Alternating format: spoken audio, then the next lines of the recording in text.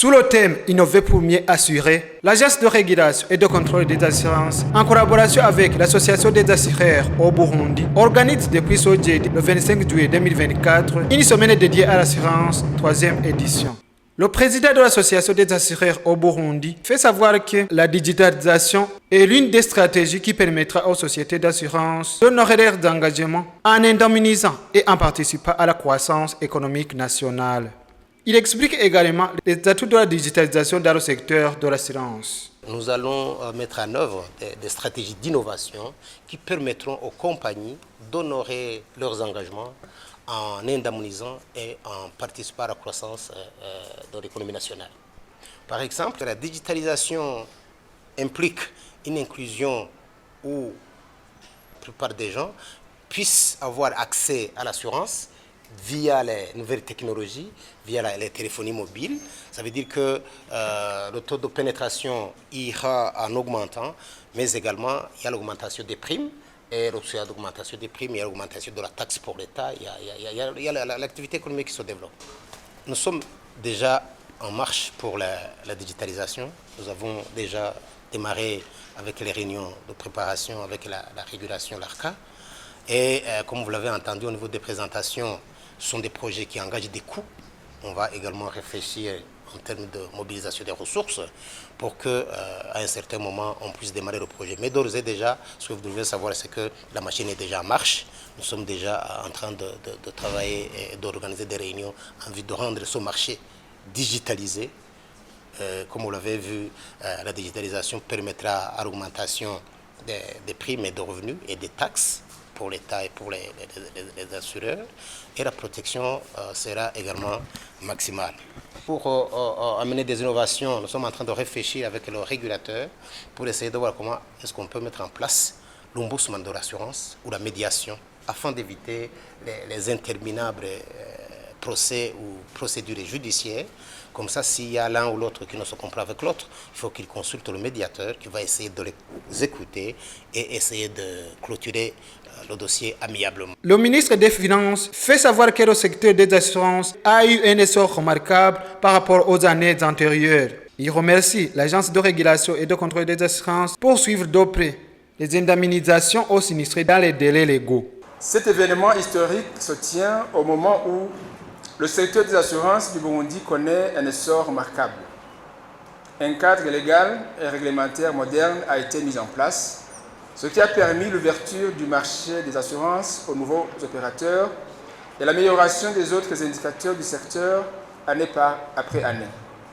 En effet, l'industrie des assurances compte maintenant 22 sociétés d'assurance, dont 12 sociétés d'assurance non-vie, 10 sociétés d'assurance vie, alors qu'en 2015, il n'y avait que 16 sociétés d'assurance qui pratiquaient à la fois les activités vie et non-vie.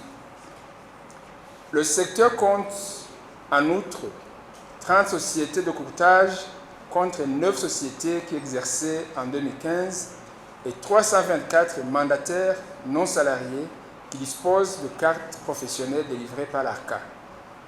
En outre, le nombre total des employés salariés œuvrant dans le secteur des assurances est de plus de 450 unités, hommes et femmes confondus, ce qui représente un effectif assez important par rapport à sa taille.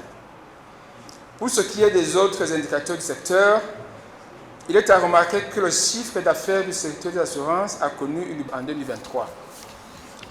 Le taux de pénétration du secteur, qui est la part de l'assurance dans le produit intérieur brut, donc le PIB, a aussi augmenté. La dépense annuelle moyenne par habitant en produits d'assurance est passée de 4 511 BIF en 2019 à plus de 7 000 BIF en 2023. De même, les placements réalisés par les assureurs sont en pleine croissance. Les dépôts dans les banques commerciales de droit burundais représentent 41 milliards de BIF en 2022. En outre, les prestations des compagnies d'assurance ont augmenté dans l'ensemble, passant de 18,9 milliards en 2020 à plus de 23 milliards en 2023.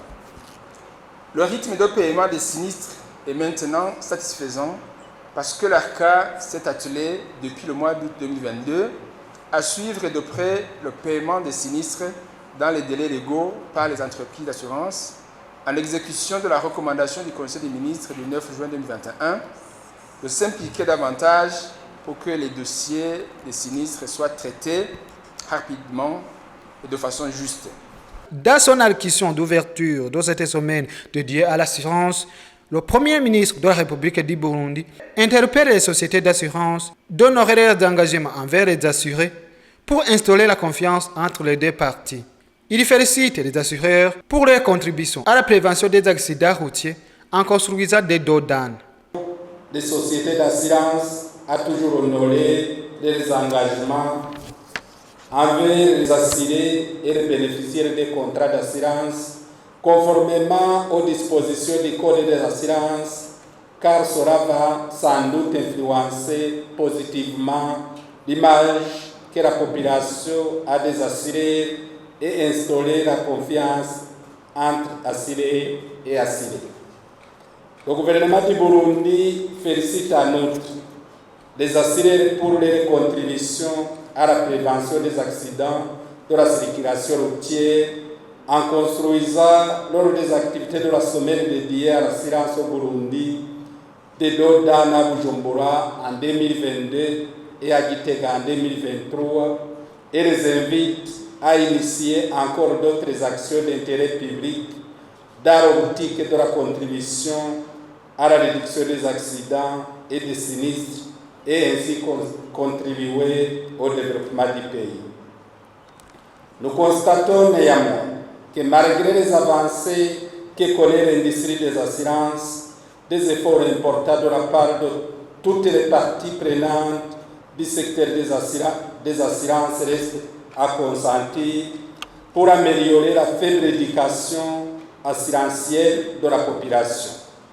Il est impérieux d'introduire des produits de microassurance accessibles aux populations à faible revenu et qui tiennent compte de leurs besoins afin d'accroître leur résilience et éviter qu'ils ne tombent dans un cycle de pauvreté en cas d'événement douloureux et incertain.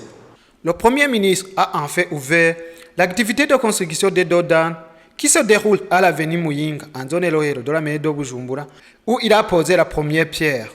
Les activités du premier jour de la semaine dédiée à l'assurance se sont clôturées par l'ouverture solennelle de la radio Voix des assurances du Burundi par le ministre des Télécommunications.